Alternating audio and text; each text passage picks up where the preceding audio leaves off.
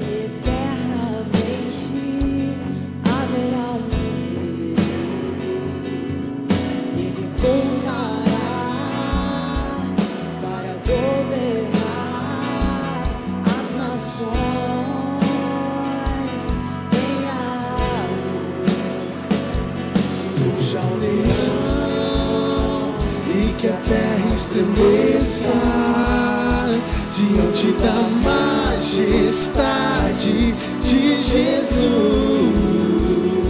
que ruja o leão e que a terra estremeça.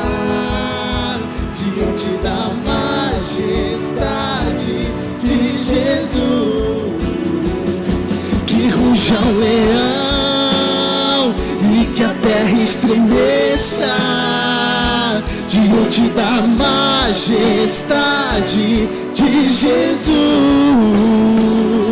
que ruja o leão e que a terra estremeça.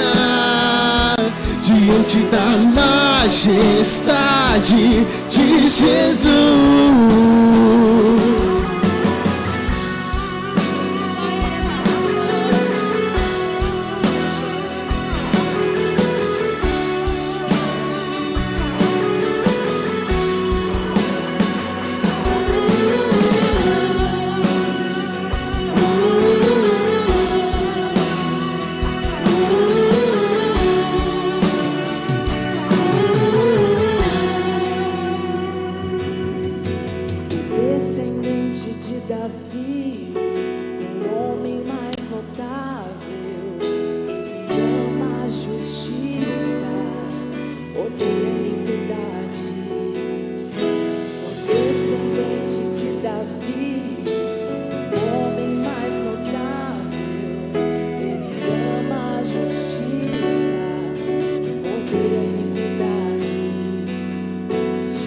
Descendente de Davi, o homem mais notável, ele ama a justiça, odeia a iniquidade.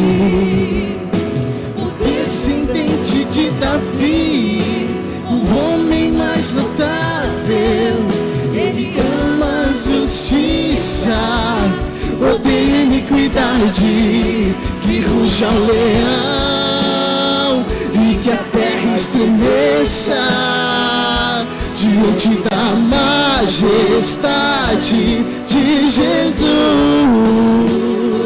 Que ruja o leão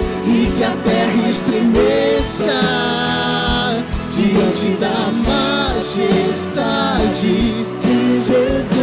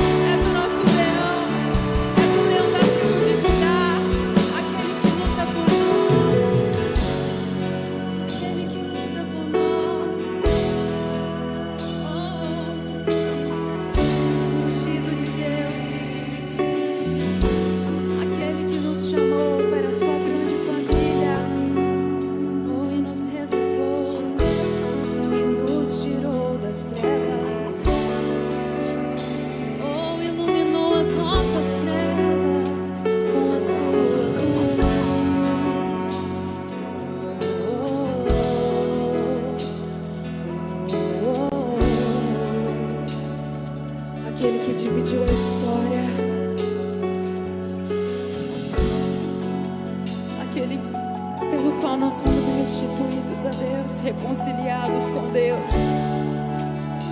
E é por Ele que você está aqui, é por causa dele que você pode ter acesso à presença do Senhor. Oh, aproveite isso. Ele conquistou na cruz, com sangue, com seu sacrifício. Jesus, obrigada. Obrigada pelo resgate que pagaste.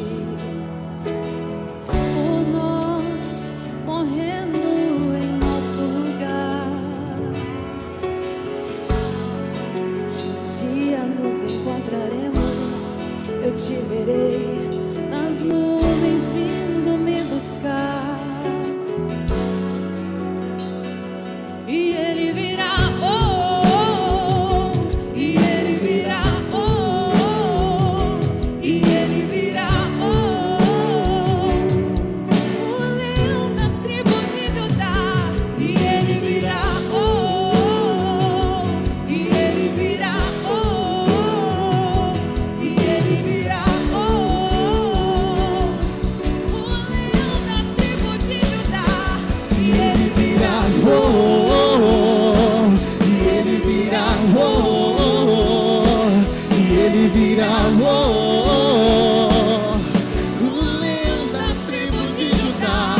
Ele virá, oh, e Ele virá, oh, e Ele virá, oh, que ruja o leão e que a terra estremeça diante da majestade de Jesus.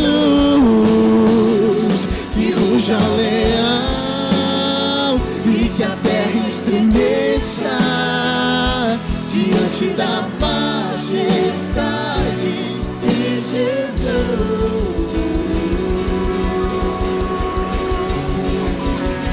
Mas és como tu és, Jesus.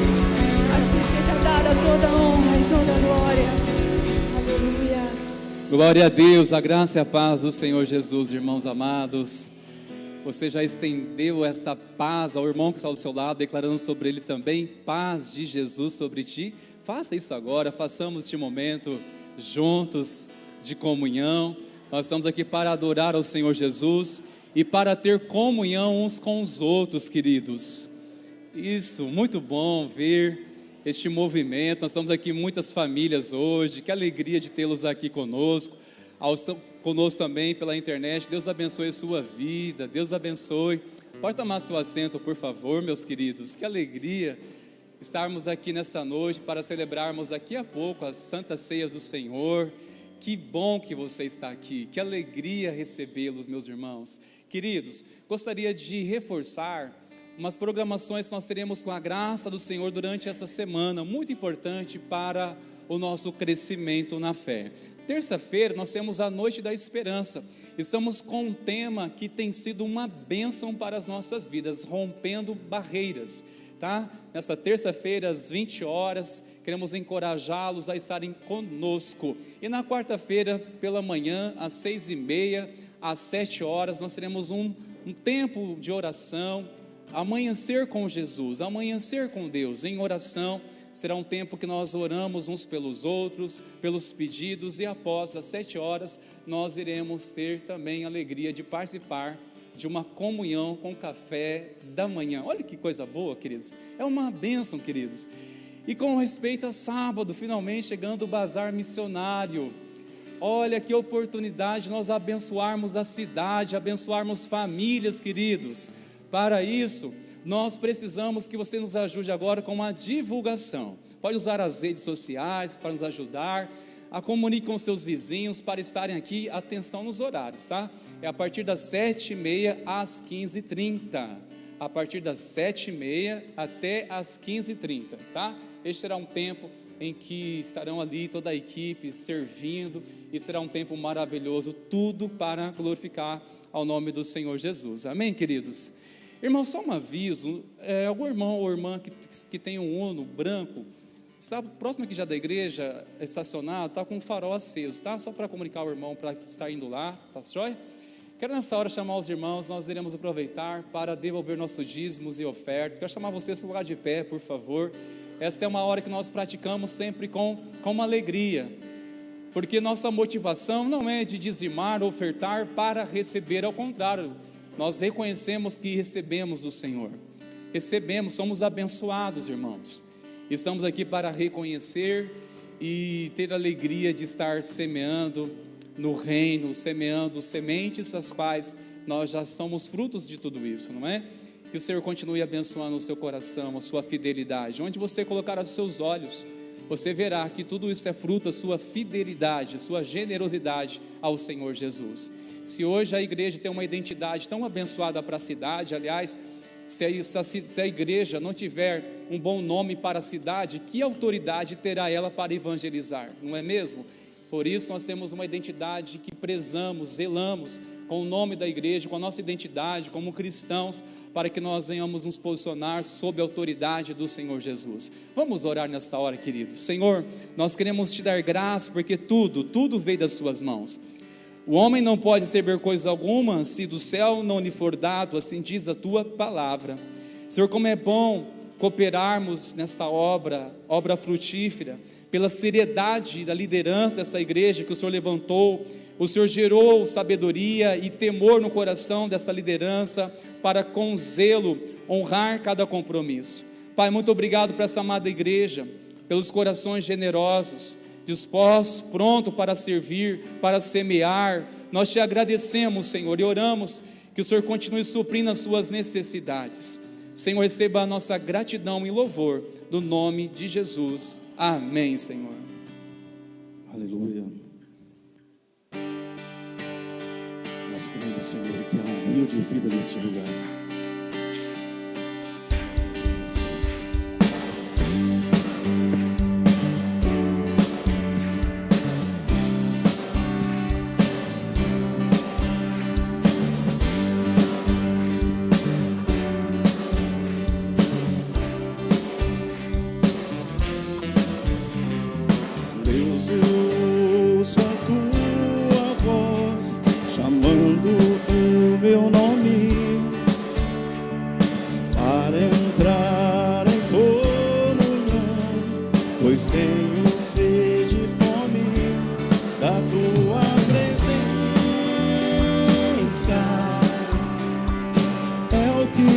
Quero ter a tua presença,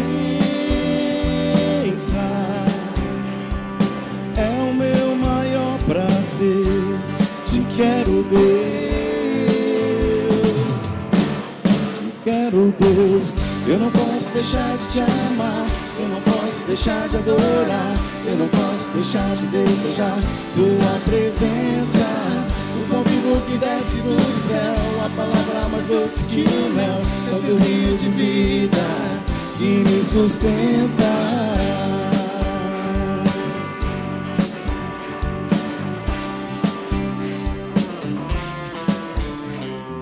Deus, eu ouço a tua voz chamando o meu nome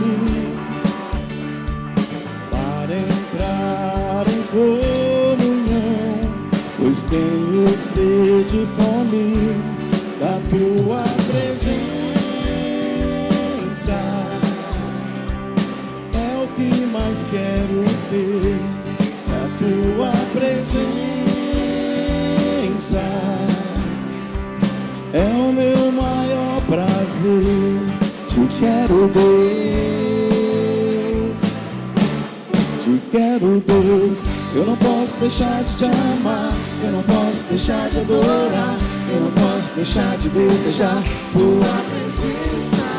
O pão vivo que desce do céu, a palavra mais doce que o mel, é o teu rio de vida que me sustenta. Eu não posso deixar de te amar, eu não posso deixar de adorar, eu não posso deixar de desejar tua presença. O pão vivo que desce do céu, a palavra mais doce que o mel, é o teu rio de vida.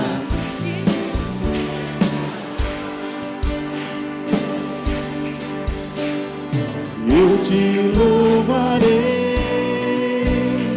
de todo o coração, mais do que o ouro e a prata. A tua presença me basta, a tua presença me basta, a tua presença me basta.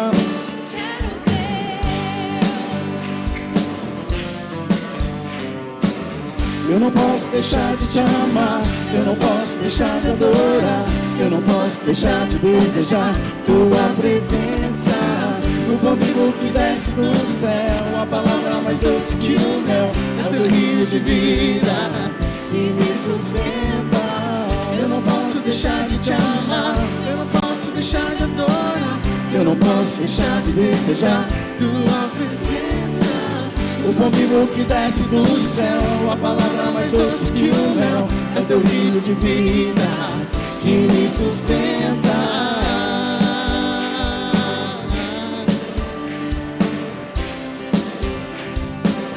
Que me sustenta.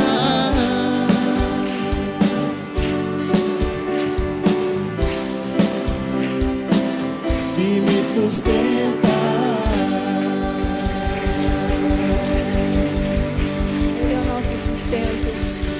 Alimento. Nós já buscamos em outros lugares muitas respostas, já buscamos em outros lugares satisfação para o que na verdade tem o tamanho exato de Deus na nossa vida. Só Ele pode preencher todo o vazio, só Ele pode satisfazer a nossa alma, e esse mundo não tem nada para nos oferecer.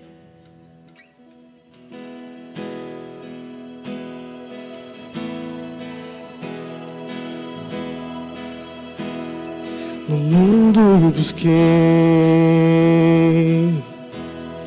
mas não preencheu-me.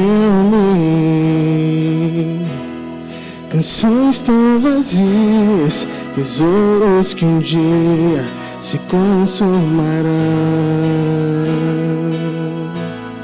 Então você veio e me trouxe pra perto, e todo desejo é satisfeito em seu amor. Não há nada,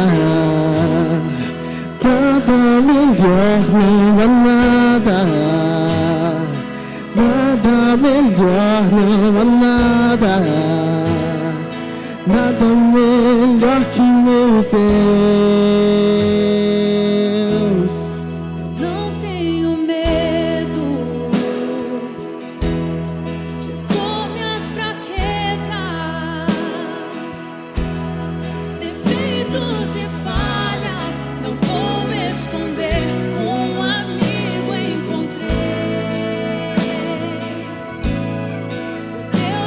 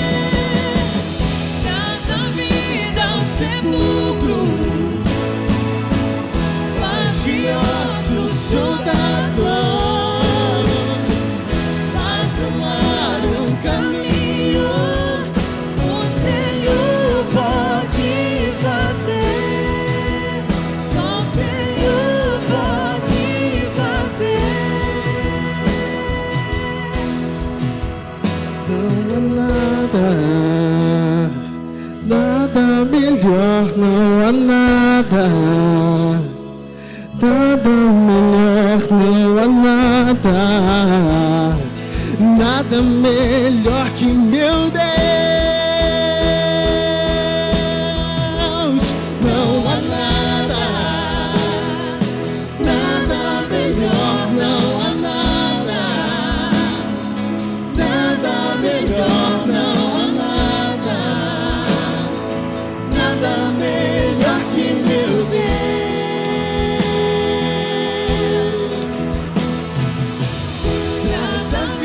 Aos sepulcros, faz de ossos soldados, faz no mar um caminho, só o Senhor pode fazer, só o Senhor pode fazer, o Senhor pode fazer.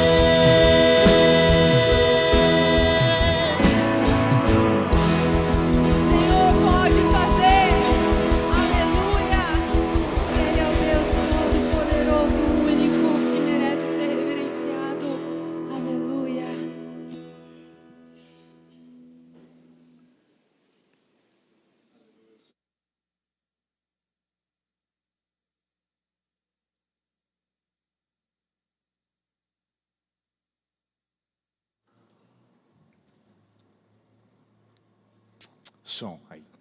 Queria agradecer a Deus pelo Ministério de Louvor, que sempre nos conduz a esse momento de reflexão antes da palavra. E queria que você ficasse com essas palavras que foram cantadas aqui. No mundo procurei, mas não preencheu-me. E não há nada melhor que o meu Deus. Fique com essas duas palavras, que depois vai fazer sentido na nossa conversa durante a ministração dessa noite. Antes eu queria lembrar você de uma atividade que está acontecendo na nossa cidade exatamente agora. Amanhã, feriado municipal, nossa cidade faz aniversário. Então, desde 6 de junho de 1934, nossa cidade é chamada de Cidade de Sertanópolis, município. E nós estamos em um período de festa na nossa cidade. E amanhã nós vamos celebrar como igreja esse momento, vamos abençoar nossa cidade e vamos também participar da inauguração da Praça da Bíblia, ali no conjunto do Amanso Seco. Então eu queria convidar você para estar conosco às 18 horas lá. Teremos um tempo da inauguração e também de celebração ao ar livre. O tempo vai estar bonito, vai estar agradável. E eu gostaria que você e sua família estivessem conosco para a gente poder celebrar junto. Viria o pastor Pablo para estar conosco, mas infelizmente houve imprevisto, ele não estará. E outros pastores que foram contactados já não tinham mais agenda, então sobrou para o próximo pastor que vai estar aí. O pastor que vai estar pregando amanhã é o pastor Denis.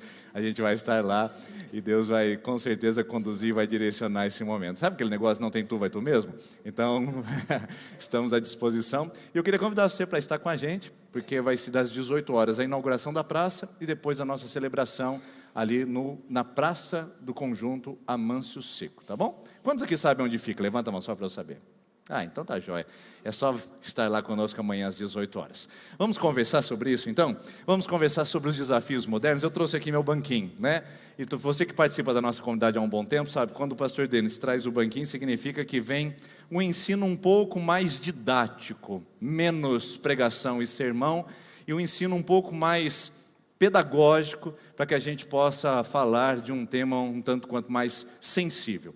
Por isso que essa temática, essa série de desafios modernos, vai trazer essa direção tanto quanto mais didática, para que a gente possa falar de temas delicados, polêmicos, sensíveis, mas que afetam diretamente a sua vida e a minha, e não tem como a gente fechar os olhos para isso.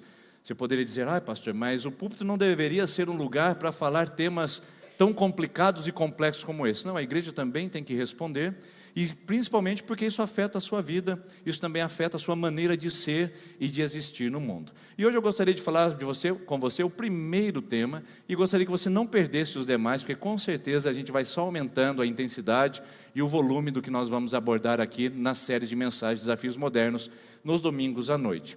Vamos ver se você adivinha qual é o tema que nós vamos tratar essa noite. Começo pelo texto bíblico de primeira carta de Paulo a Timóteo, capítulo de número 6, versículo de número 6 também.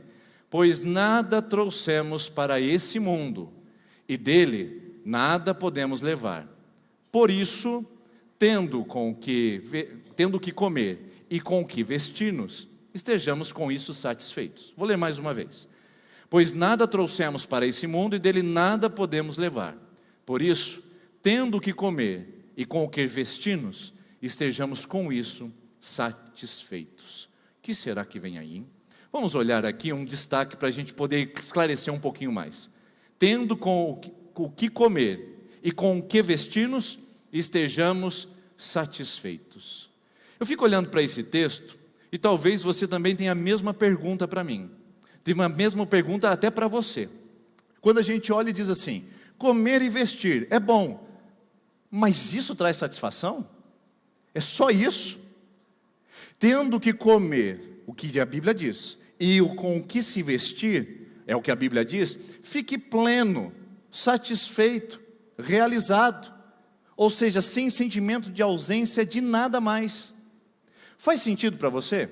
Que para mim não faz. Só isso? E o espaço para o meu iPhone novo? Quem é que vai abrir esse espaço? Porque se comer e vestir só é suficiente, e meu iPhone? E as férias? Final do ano, praia ou algum outro lugar mais preparado? E os meus eletrônicos ou eletrodomésticos que eu estou planejando e sonhando para a minha casa? E os bens de consumo que me cercam o tempo todo? Ora, a Bíblia é muito reducionista nesse caso, porque ela diz que é só comer e vestir, isso traz satisfação. Mas no mundo que nós vivemos, existe plenas possibilidades de tantas outras aquisições que podem também nos trazer satisfações, certo? Bom, é essa a pergunta que a gente precisa responder. Porque quando a gente lê a Bíblia, nós fazemos da perspectiva dos nossos olhos, da perspectiva do nosso ambiente. Colocamos os nossos óculos e vamos fazer a leitura dizendo, só isso? E por que nós temos problemas para ler esse texto? Primeiro, vamos dar uma olhadinha nele novamente. O primeiro problema está relacionado naquilo que a gente chama de a lógica dedutiva. A dedução é uma forma de a gente encontrar conclusões em tudo aquilo que a gente afirma, em todas as argumentações que a gente usa. Quando você tem uma argumentação para fazer, você tem que fazer uma dedução em cima daquilo para ver se é verificável, comprovável e verdadeiro. Então veja bem, não faz sentido para você e para mim que comer e vestir é suficiente, a gente não precisa de mais nada nessa vida, porque nós temos uma premissa diferente da qual Paulo partiu para trazer essa conclusão. Paulo disse, se você comer e beber, ou vestir, ele diz ao Timóteo, você não precisa se preocupar com mais nada. Por que ele diz isso? Porque a lógica dele é o seguinte, desse mundo nós nada trouxemos, e desse mundo nós nada levaremos. Então, uma lógica dedutiva é o seguinte, tem uma premissa maior, uma premissa menor e uma conclusão óbvia. Então vamos lá, a premissa maior, nós não vamos levar nada desse mundo. A premissa menor, nós não trouxemos nada para esse mundo. A conclusão, logo, nós estaremos satisfeitos com comer e vestir, porque a premissa de Paulo é o seguinte, não é a nossa vida em si, é o fato de que essa vida não é o fim, de que essa vida não diz tudo, e de que ela não tem todas as respostas. Então qual é o ponto de partida de Paulo? Essa vida é limitada, passageira e pequena, e nós não trouxemos nada e nada levaremos, porque caixão não tem gaveta e funeral não tem caminhão de mudança. Então, partindo dessa premissa, faz sentido, irmãos. Se você olhar para a sua vida e saber que você não trouxe nada quando chegou aqui, e quando você partir daqui, você não vai levar nada, comer e vestir é o suficiente, não é? Só não é suficiente porque a nossa premissa moderna é outra, não é a do Paulo.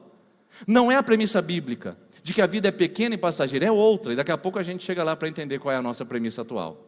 Outro problema, nós lemos esse texto com a lógica capitalista. E o que é a lógica capitalista? É a lógica da aquisição, do lucro e do acúmulo.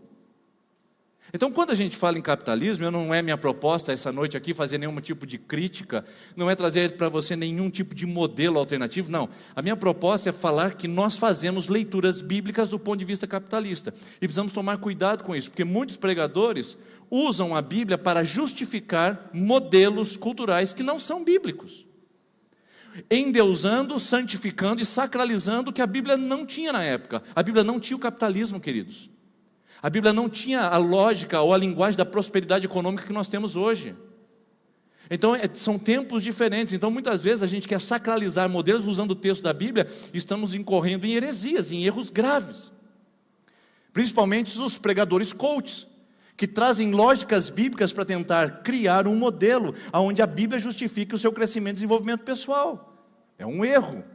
Crescimento e desenvolvimento pessoal é algo do ser humano, ele deve correr atrás disso, mas não tente usar textos bíblicos para justificar isso. Então, pense bem.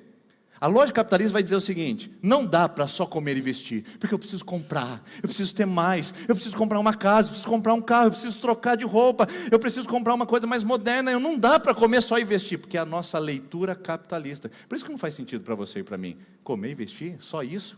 E as outras coisas que eu quero comprar? E as outras coisas que eu preciso ter? Note a palavra preciso, porque é a próxima.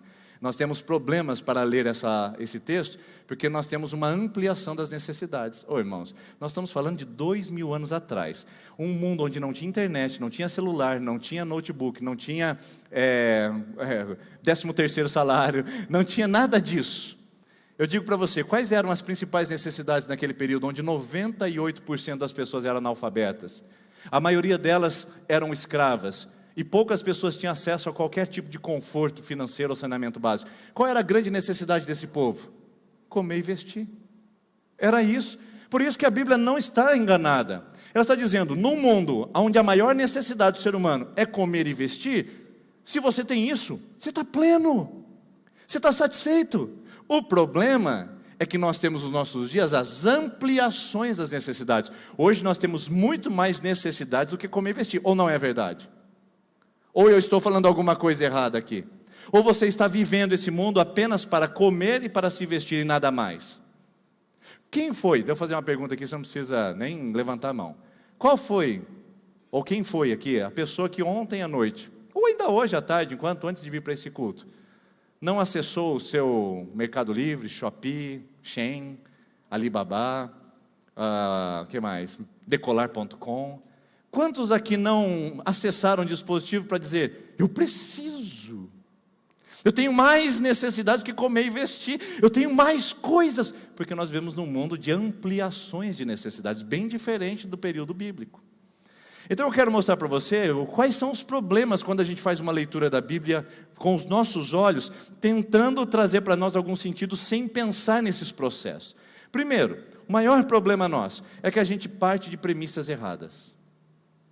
O problema meu e seu, com essa lógica do consumo, é que nós temos uma premissa errada, e uma premissa errada altera a conclusão da nossa vida.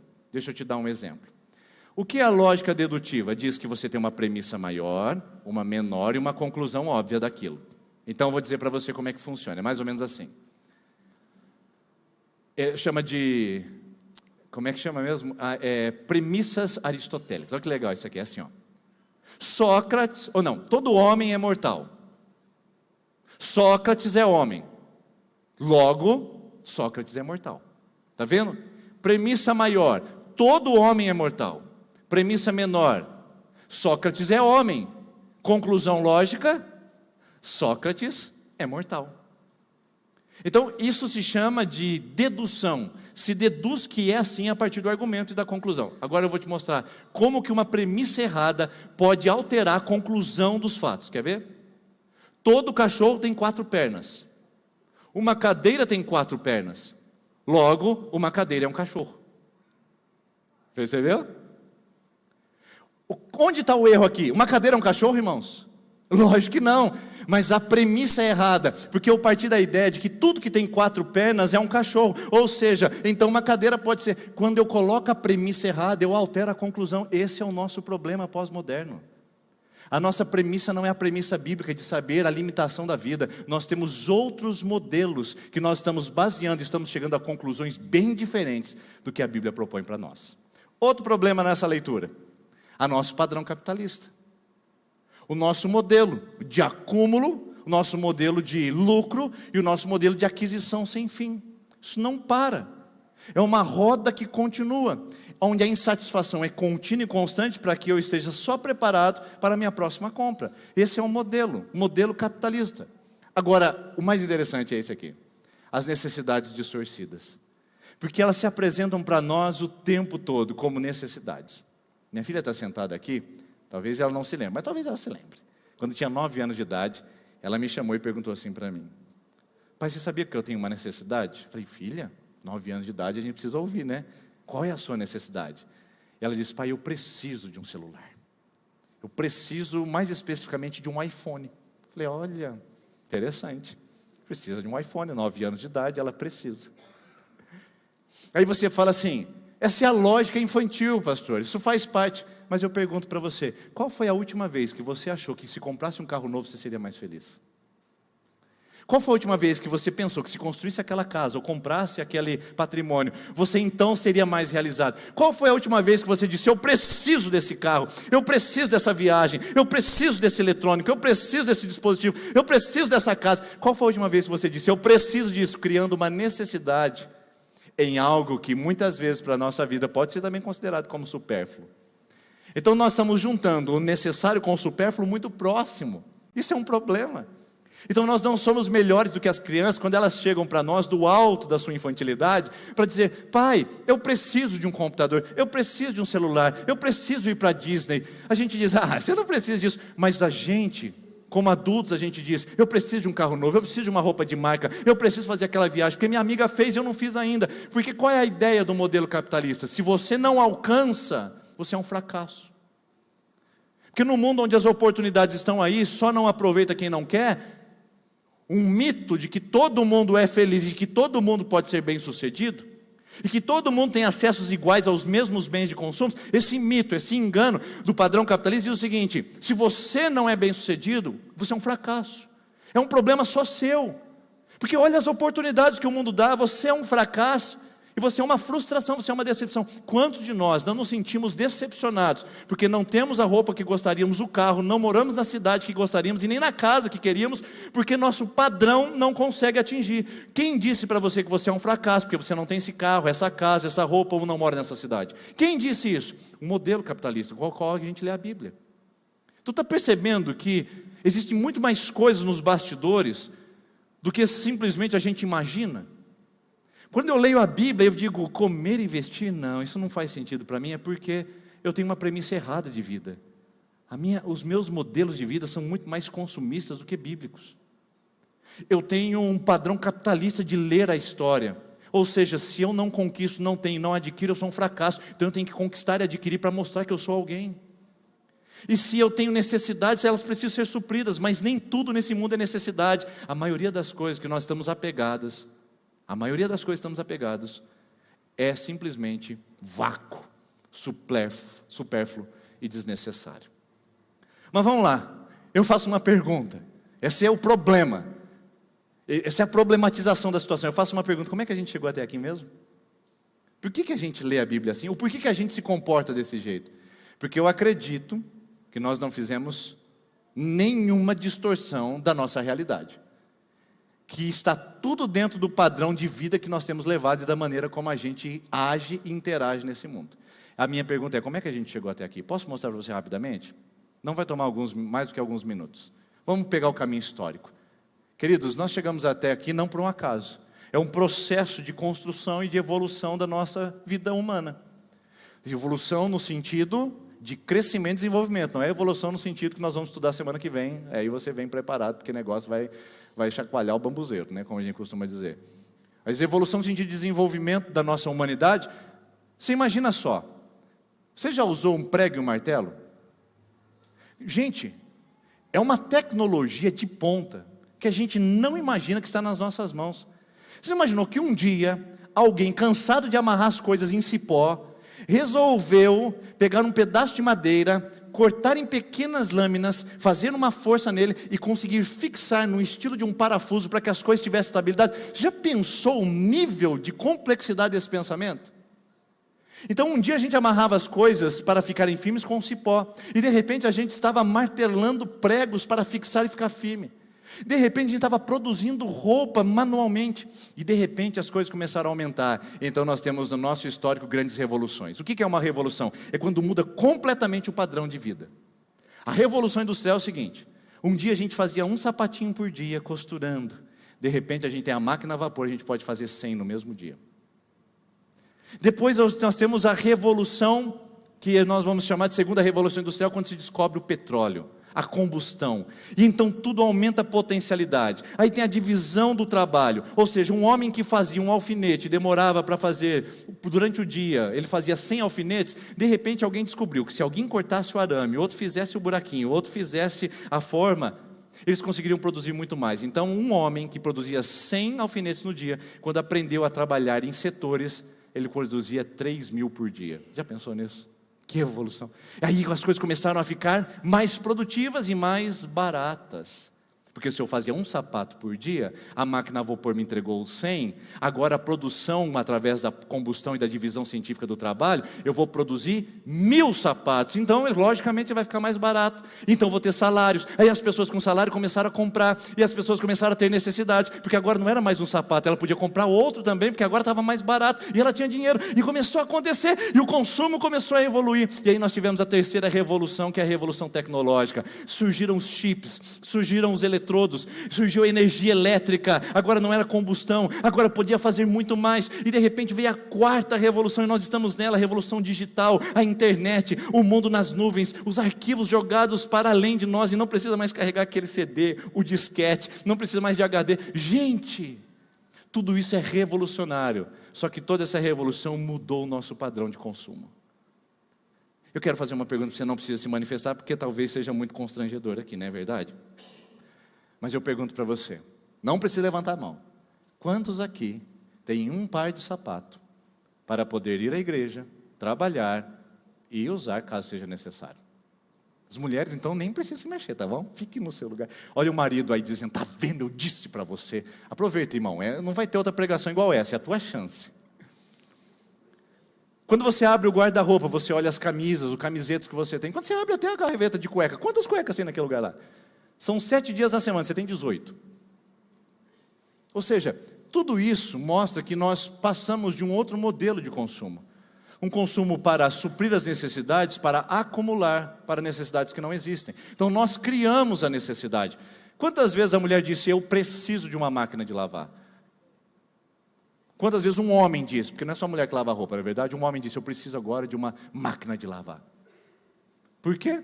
Criou-se a necessidade, cria-se o consumo. Abre a necessidade, cria-se o consumo. O consumo vem para abrir necessidades também. Ou seja, isso mudou completamente. Sabe o que aconteceu? A gente aprendeu agora a lidar com uma lógica de consumo onde você é um potencial. Sabia que o mundo, todas essas startups estão aparecendo, todas essas lojas de varejo, todas essas como é que chama mesmo? E-commerce, né? Comércio pela internet, tudo isso é um potencial para eles, você sabia disso? Eles estudam você meticulosamente, eles estudam o seu padrão de toque na tela do celular, eles estudam quais são os sites que você acessa, eles sabem quais são os seus modelos de compra, eles sabem tudo sobre você, porque você é um potencial de consumo, e para fazer a roda continuar girando cada vez mais e mais forte. Por isso que nós estamos debaixo de um modelo publicitário que nunca existiu, que as revoluções trouxeram para nós. Sabe o que acontece com a gente hoje? A mensagem publicitária, ela é erotizada para nós. O que significa isso? Sim, ela tem um modelo quase que sexual, inclusive até um tanto quanto gustativo, porque quando você come aquela comida, quando você tem o desejo de comer, não é um desejo forte? Por exemplo, você está de regime, aí aparece aquele chocolate, ou aquele bolo de leite ninho, depois do almoço. Aí você fala, mas eu estou de regime, não posso comer esse doce, que é uma bomba calórica. Só que de repente você começa a salivar, não começa? Por que você começa a salivar? Porque o seu cérebro lembrou o sabor daquilo. E o seu cérebro diz, coma, coma, coma, coma, isso é bom demais. Sabe o que a publicidade aprendeu a fazer? Ela estudou o seu cérebro, ela entendeu o modelo de consumidor, baseado nos grandes produtos que estão sendo oferecidos, e ela disse o seguinte, o nosso consumidor não pode pensar, ele tem que comprar pelo instinto, pelo desejo, tem que ser um impulso, tem que ser um instinto, porque se ele pensar, ele não compra. Então o que eles decidiram? Vamos estudar o nosso consumidor. E agora o nosso consumo é emocional, é quase erótico, queridos, é um desejo. Eu preciso ter, eu preciso aquilo, eu preciso. É um impulso que mal a gente consegue se controlar. Tem um livro escrito em inglês muito interessante, que se chama assim, ele não tem tradução em português, mas o título dele é muito interessante, chama Biology. Bi significa comprar, log significa da biologia. Eles usam um jogo de palavra, um jogo de palavra que fica assim, A biologia do consumo, do comprar. Sabe o que eles estudaram? Que se você tiver menos entraves para você clicar no celular, você compra mais.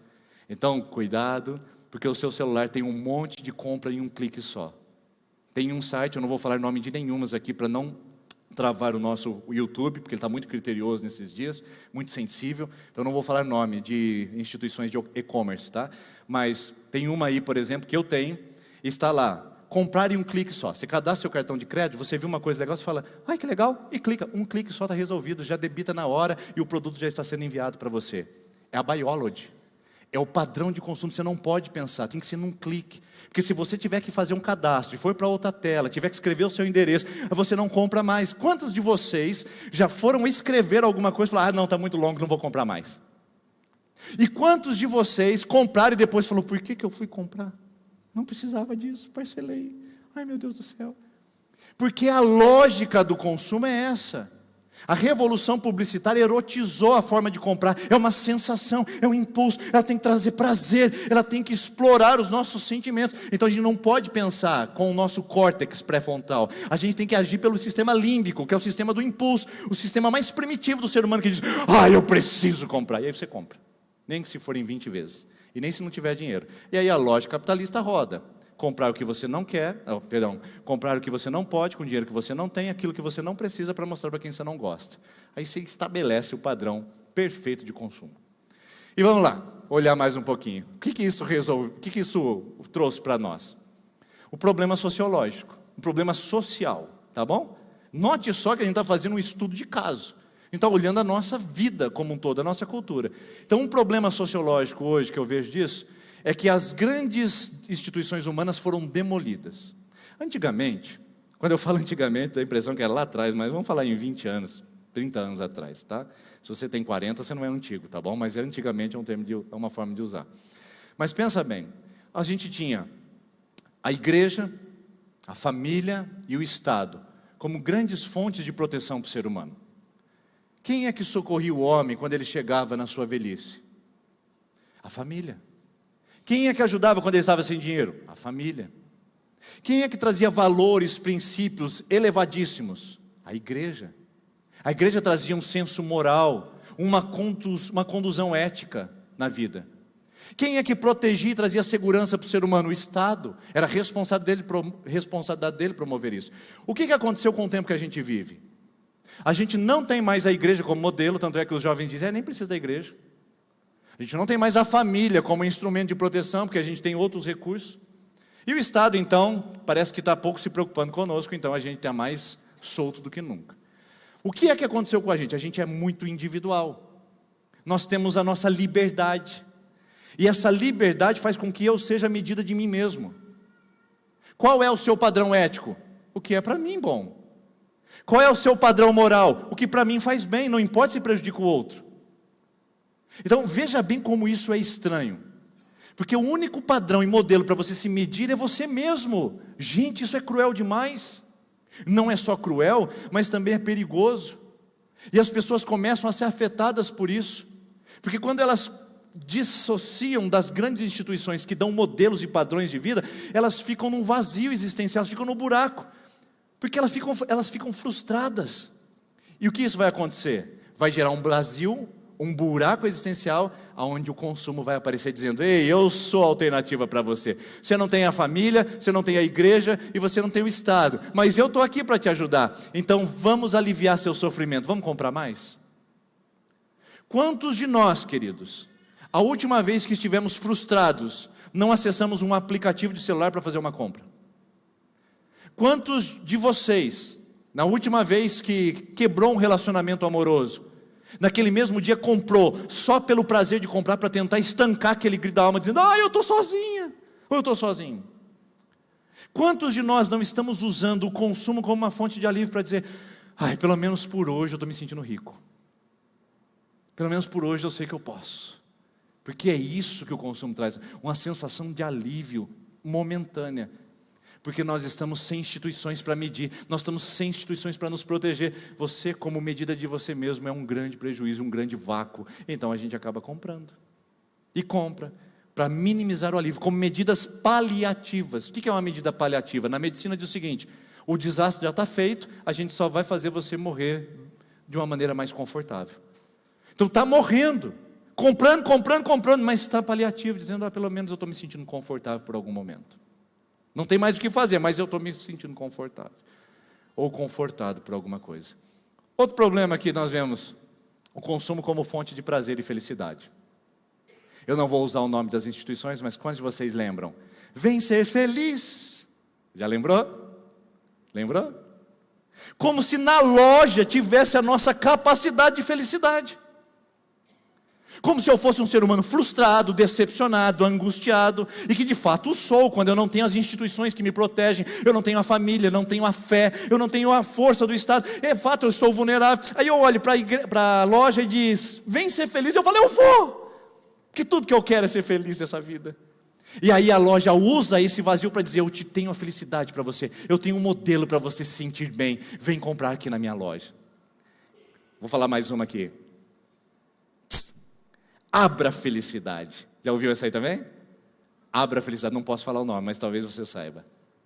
Abra, como se você colocar aquele refrigerante na sua mesa e vai trazer para você uma sensação de alegria, de alívio, de prazer inigualável e constante e contínua. Abra a felicidade, venha ser feliz tomando o nosso refrigerante. Vocês estão vendo como é um negócio estranho que está acontecendo?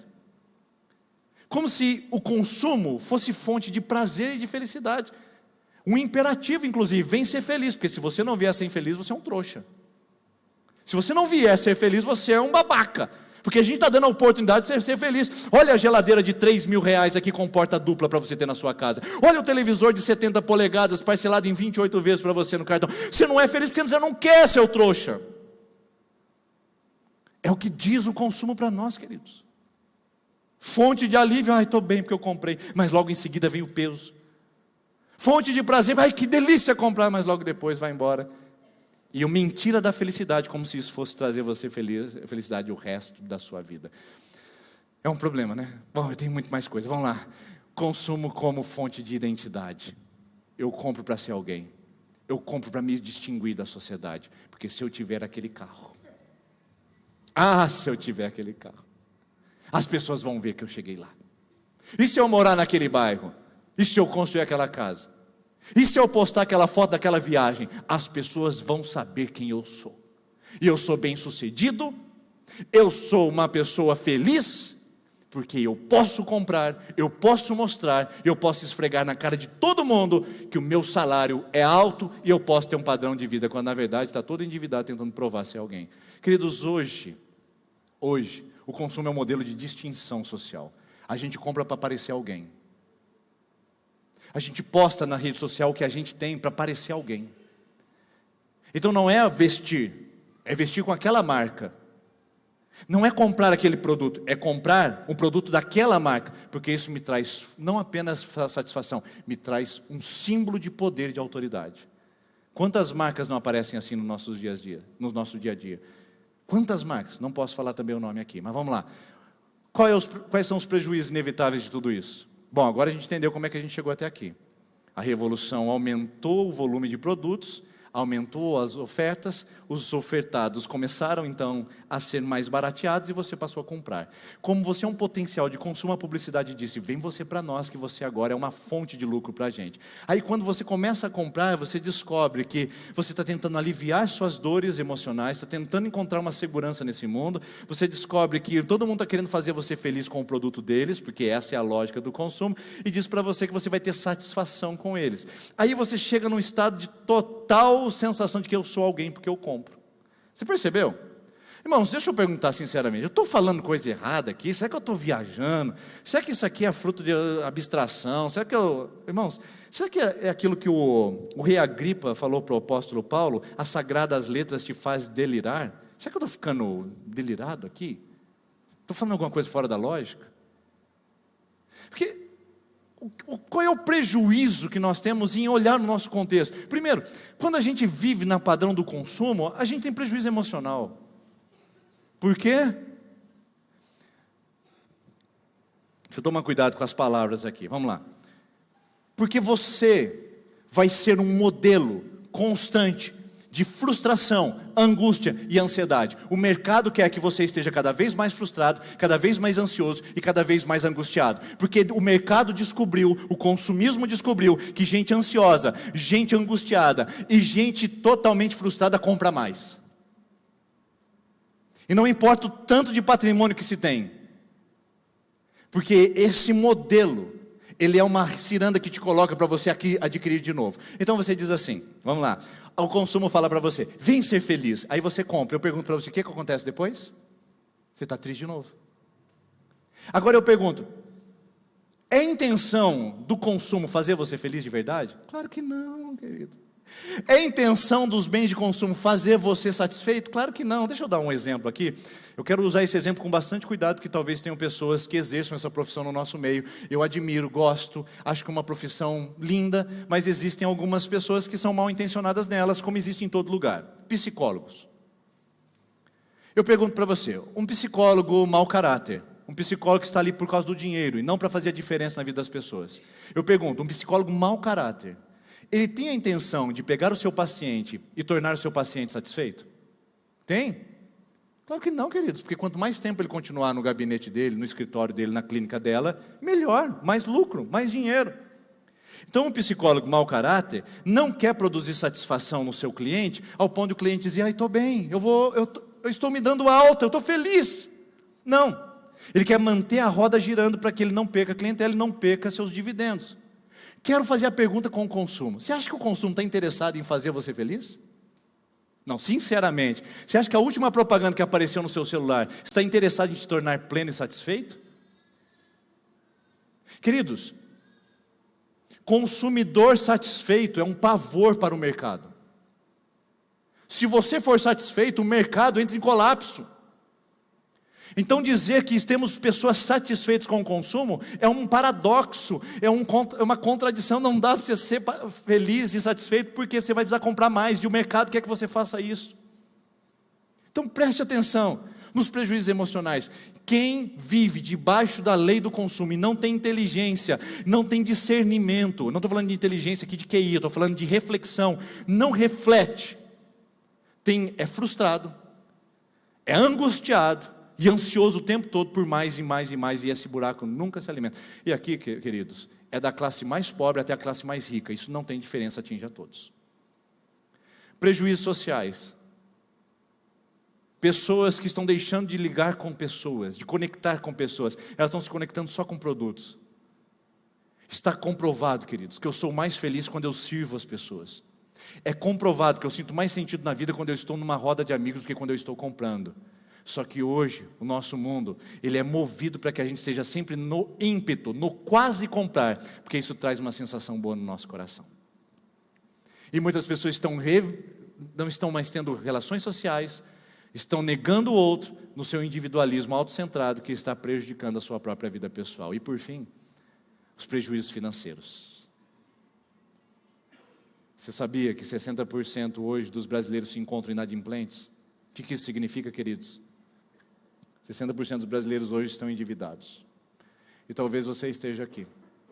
Se você se endividou por uma questão de saúde, não tem problema.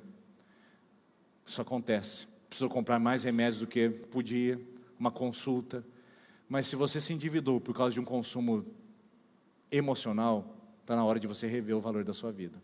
Está na hora de recuperar as premissas da existência. Porque nós estamos nos tornando pessoas endividadas. Porque queremos comprar cada vez mais. 10 vezes, 15 vezes, limite do cartão, estoura um cartão, compra outro, pega outro cartão, estoura um limite, abre uma conta no outro banco, abre um banco digital, a pessoa já não consegue mais dormir, ou um prejuízo emocional aí, já não tem mais paz. Queridos, eu tenho dito aqui nessa igreja que prosperidade financeira é igual paz financeira. Prosperidade financeira não é ter muito, é ter paz. É saber que o que você recebe é suficiente, você não está gastando mais do que tem. É chegar no final do mês com a sensação de que você cumpriu com suas obrigações, fez o que você deveria fazer e ainda está com seu nome limpo. Isso é paz financeira, isso é prosperidade, queridos. Num mundo de 60% de pessoas que estão endividadas, num contexto de Brasil. Então o consumo está dizendo para você, compre mais, faça em 10 vezes. E quantas pessoas estão endividadas Porque não aprenderam a gerenciar suas emoções. Não é o seu dinheiro, suas emoções. Compra por impulso e depois vê como é que vai pagar. Eu não estou falando aqui de empreendedores, querido. O empreendedor é uma pessoa fora da casinha, ele está fora da curva. O empreendedor, ele consegue se endividar e ficar em paz, ele consegue fazer. Empreendedor é empreendedor. Eu estou falando em consumidor. Eu estou falando em gente que compra sem pensar e sem refletir. Quantos prejuízos financeiros nós estamos trazendo para a nossa casa? Eu vou dizer mais, hein? Quantos de nós não conseguimos dizimar aqui na frente? Porque estamos com o nosso limite financeiro estrangulado. Não estamos nem ofertando mais na igreja. Ai, pastor, não está sobrando. Não está sobrando porque o consumo está estrangulando. Será? Então talvez você já tenha descoberto o que nós falamos aqui essa noite. O nosso grande problema, o nosso desafio moderno é dar uma resposta bíblica para o consumismo. Nós vivemos num mundo que extrapola os limites da sanidade, fazendo de você alguém que compra sem pensar e sem refletir, fazendo de mim um consumidor potencial que está entrando num padrão emocional, financeiro e social totalmente incoerente. Como que eu resolvo isso, pastor? Porque eu falei que é resposta, não falei? Resposta bíblica. Vamos olhar para o texto novamente? Pois nada trouxemos para esse mundo, e dele nada podemos levar. Por isso, tendo que comer e o que vestir, estejamos com isso satisfeitos. O que esse texto diz para nós? Primeiro, quando ele fala comer e vestir, ele está falando sobre aquilo que é necessário, aquilo que é consciente. Queridos, não dá para sair do capitalismo. Não dá. É um modelo de vida ocidental. Não dá. Tá? Agora, a questão não é continuar comprando. A questão é como continuar comprando. A questão não é consumir menos, queridos. A questão é consumir o quê? É consumir com sabedoria, com entendimento. É saber a diferença entre consumo e consumismo. Consumo é aquilo que eu uso com sabedoria e inteligência. Consumismo é aquilo que eu faço sem pensar e sem refletir. Desmedido, desequilibrado. Eu pergunto para você essa noite: você é um consumista ou você é um consumidor? Pergunte isso para você mesmo. Olhe para as suas finanças. Olhe para o cartão de crédito. Veja quantas parcelas você tem de tantos produtos diferentes. Veja se você é consumista ou se você é consumidor. Olhe para o seu celular. Quantas vezes você trocou no último ano? Olhe para o seu guarda-roupa. Quantas vezes você consumiu e ficou depois... eu não devia ter feito isso. Porque aí existe uma diferença entre consumismo e consumo. E a gente precisa aprender a diferenciar isso. E existe outra diferença. O valor de uso e o valor de consumo. Queridos, há um tempo atrás, chegou em minhas mãos um tipo de computador que eu não conhecia. Eu olhava e falava assim: MacBook da Apple. Sabe aquele negócio da maçãzinha? Eu posso falar isso que não tem problema. Mas eu falava assim: Apple, que nada. Isso aí é só ostentação. De repente aconteceu um problema no meu computador, apareceu um MacBook para eu testar. E mas que é isso aqui? Mas que é isso? Minha produtividade, naquilo que eu me proponho a fazer, aumentou de um tamanho, talvez não sirva para você, mas para mim, respondeu tantas necessidades minhas que eu tinha de agilidade, de coisas, que foi um padrão diferente. Eu falei: rapaz, isso aqui é tudo que eu precisava para dar mais agilidade. Não é porque é um MacBook ou porque tem a maçãzinha Apple, mas é pelo que ele oferece. Isso é valor de uso. E eu falo para você, se o meu computador estragar, sabe o que eu vou comprar depois? Eu vou comprar um MacBook, sabe por quê? Porque para mim ele tem valor de uso. Não é porque ele tem uma maçãzinha. Agora, pergunta para mim se eu tenho um iPhone. Não, porque ele tem uma câmera que grava não sei o que ele edita vídeo. Qual foi a última vez que você editou vídeo? Você tem um estúdio? Eu preciso de um iPhone, porque agora ele tem 4 câmeras atrás. Eu preciso do Samsung S83, porque agora eu vou fazer isso aqui. E quando eu filmar em câmera lenta... Você usou alguma vez isso? Então isso não é valor de uso, é valor de consumo. Você comprou só para ter. Uma coisa é você comprar um produto que é bom e tem qualidade e vai ser útil. Outra coisa é você comprar um produto que te dá distinção e você compra só para ser alguém. Porque o produto diz que você é alguém quando o tem. Está percebendo a diferença? Então pode comprar, querido, mas compre conscientemente. Distinga o que é uso e o que é só consumo. Mas o mais lindo nesse texto é: estejam satisfeitos. Significa reordene a sua paixão. Coloque sua paixão no lugar que ela deve estar. Porque quando você está apaixonado por alguma coisa, as outras coisas você não percebe. Quando você está apaixonado, cara, é muito bom isso, né? Quando você está apaixonado, você não vê mais nada, você não tem necessidade de mais nada, tudo que você quer. Vamos pensar aqui, você está namorando agora, você está com uma nova namorada, um novo namorado, tudo que você quer está perto dele, perto dela. Você não se preocupa se lançou um novo iPhone, se lançou um Samsung, você está preocupado se ela vai vir te visitar, se vocês vão sair juntos no dia dos namorados, você está preocupado nisso, porque quando você está apaixonado, as outras coisas são periféricas. Tem um sociólogo francês que chama Lipovetsky, ele disse o seguinte, ele disse em francês, ele disse assim, eu acho interessante quando ele fala essa palavra, quando vocês estão entediados, vocês compram mais, mas quando você está apaixonado, o shopping te entedia. Eu acho lindo isso aqui. Quando você está apaixonado, a compra te entendia. E é verdade, porque quando a minha paixão está reordenada, eu não preciso comprar para ser alguém, eu não preciso comprar para ficar satisfeito, eu sou satisfeito porque eu já estou apaixonado por alguma coisa maior. Minha paixão não é aquele objeto, minha paixão não é aquele patrimônio, minha paixão não é aquele capital, minha paixão é maior. Então reordene a sua premissa.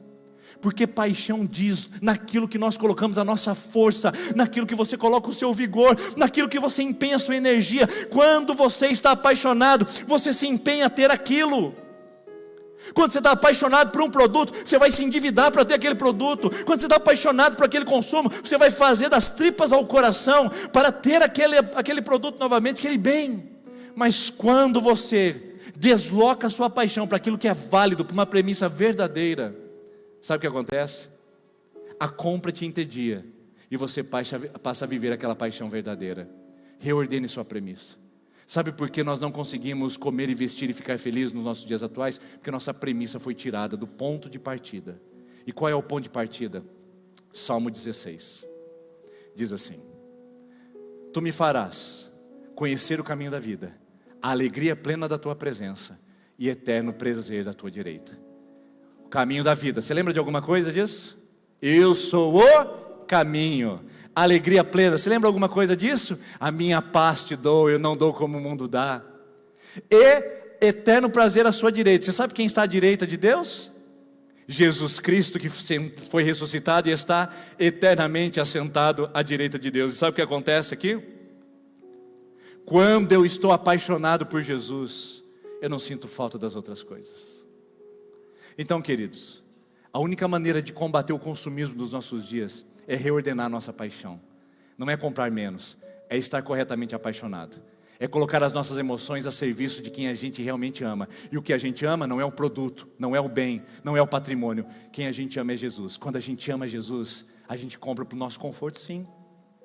Mas a gente compra com sabedoria. Quando a gente ama Jesus, a gente investe para nossas alegrias e memórias, sim. A gente viaja. Mas a gente viaja com a consciência de não é aquilo que vai trazer felicidade, eu já tenho em Jesus. Quando eu compro um produto me traz mais conforto e eu grito: Alexa, por favor ligue as luzes, eu digo: uau, que legal, é conforto, tudo bem. Mas não é isso que deixa a sua casa feliz, porque tem gente que tem Alexa, mas Alexa não traz felicidade no lar, irmãos. Reordene a sua paixão, pare de comprar de uma maneira desesperada, pare de se endividar dizendo que você vai ser mais feliz quando ter um carro novo, ou quando você fizer aquele financiamento daquela casa. Felicidade não está em objetos, felicidade está na ordenação da nossa paixão em Jesus Cristo. É Jesus que te traz satisfação, é Jesus que nos traz alegria, e quando nós o temos, as outras coisas se tornam periféricas, e é por isso que a Bíblia fala: buscai primeiro o reino, que você vai encontrar Jesus, e as demais coisas, consumo, produtos, bens, vão ser acrescentadas a você de uma maneira natural e correta. Mas é Jesus, irmãos. Resposta bíblica para o desafio do consumismo do nosso tempo: Jesus Cristo. Reordene sua paixão, se coloque na presença dele. Quando você está apaixonado, a compra te entedia. E eu digo mesmo, quando você está com Jesus, as demais coisas nem parecem que fazem falta. Por isso que o Salmo 23 diz: o Senhor é o meu pastor, de nada terei falta. Não é que eu não vou ter falta de nada, é que eu não sinto falta. Você entendeu?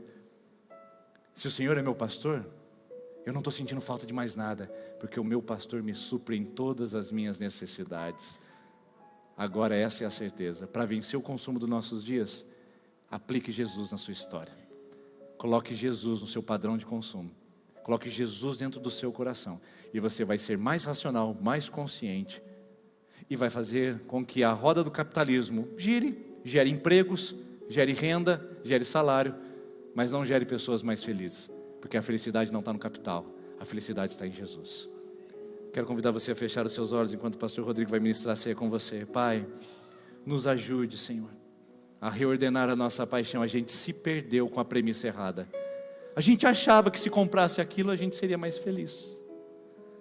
Nós achávamos, Pai, que a satisfação estava num bem.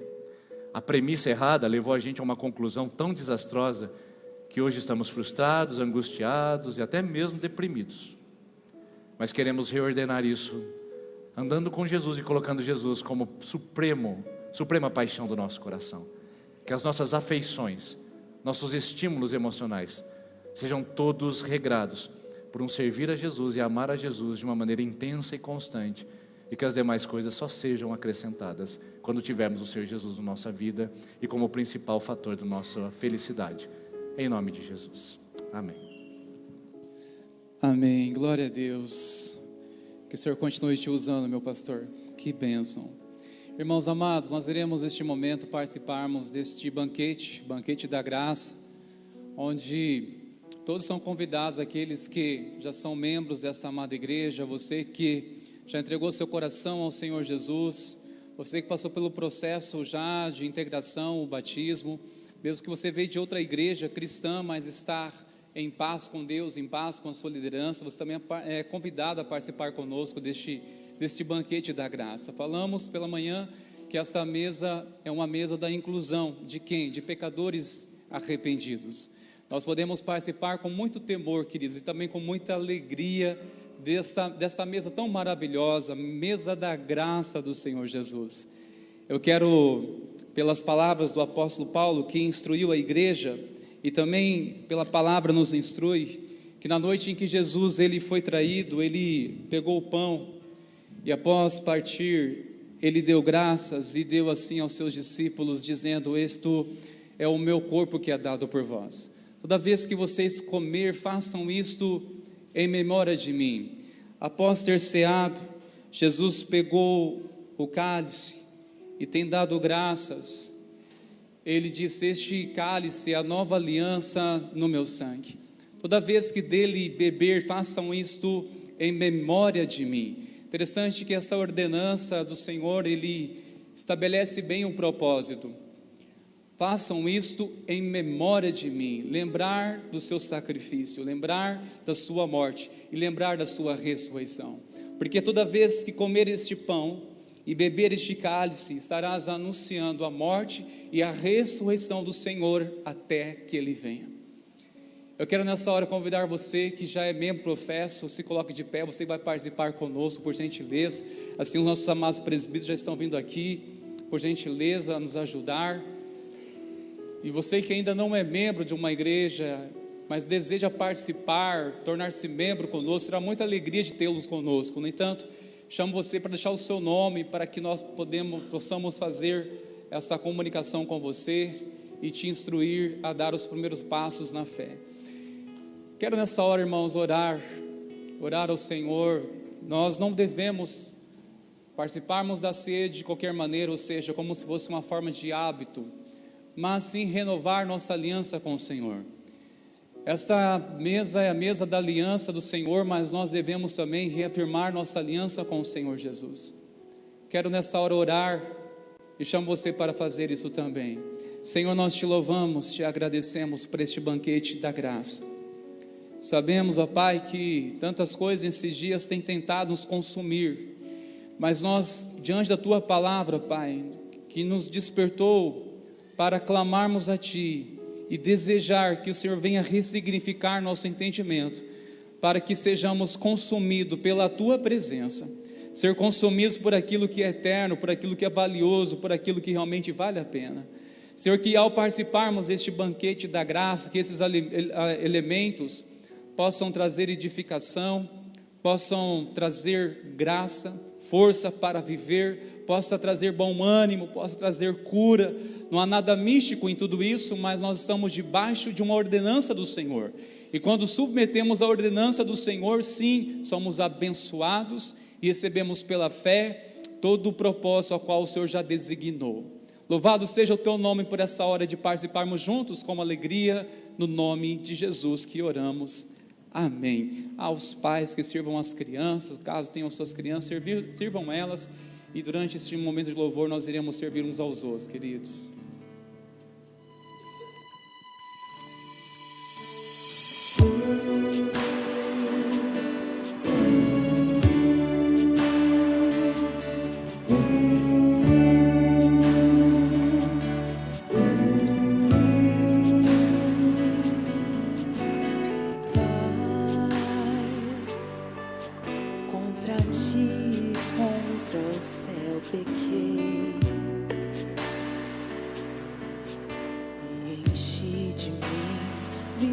Deixei levar e escravo dos meus erros me tornei.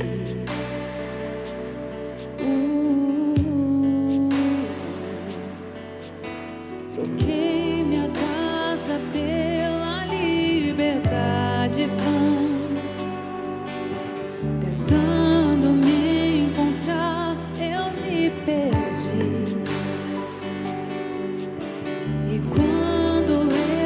Sei que era o fim ali, ouvi a tua voz dizendo assim pra mim: tem lugar na mesa, pode se assentar, venha, não demore. Estou te esperando, aqui é o teu lugar.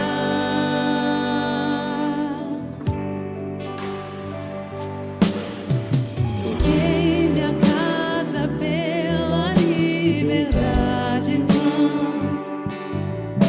tentando me encontrar, eu me perdi.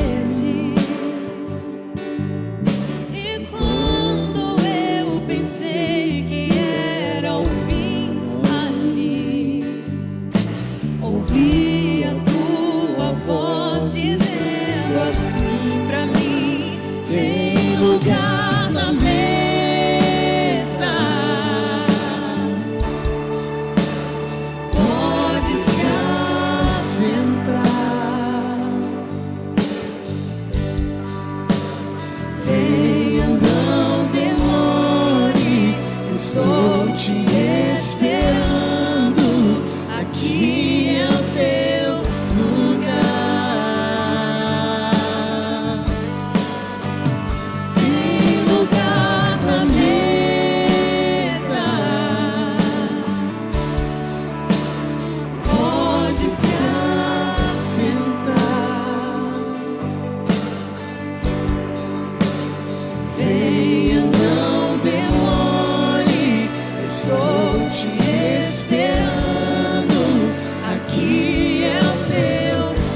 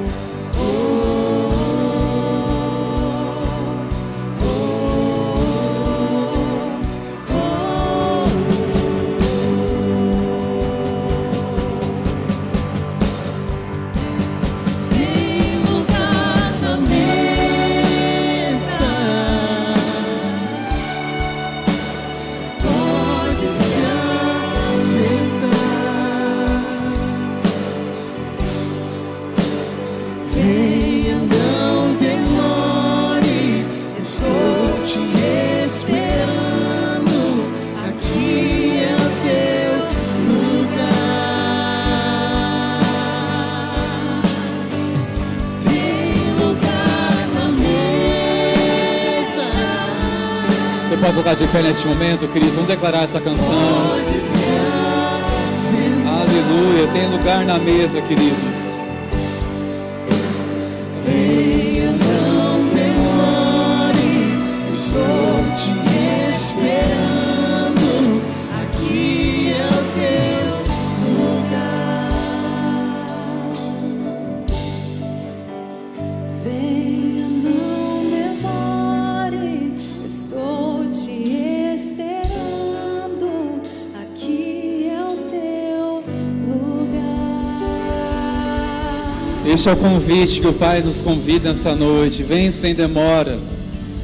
Eu quero encorajar você, pela fé, tomar um posicionamento ao entender essa canção, que é um convite do Mestre, dizendo: vem sem demora, vem sem demora. O Senhor te chama a lugar na mesa.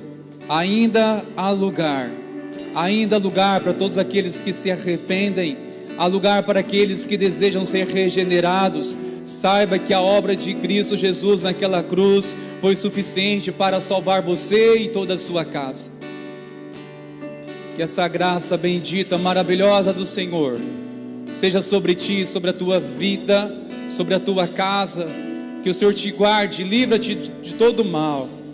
Que o Senhor seja contigo na sua entrada, na sua saída.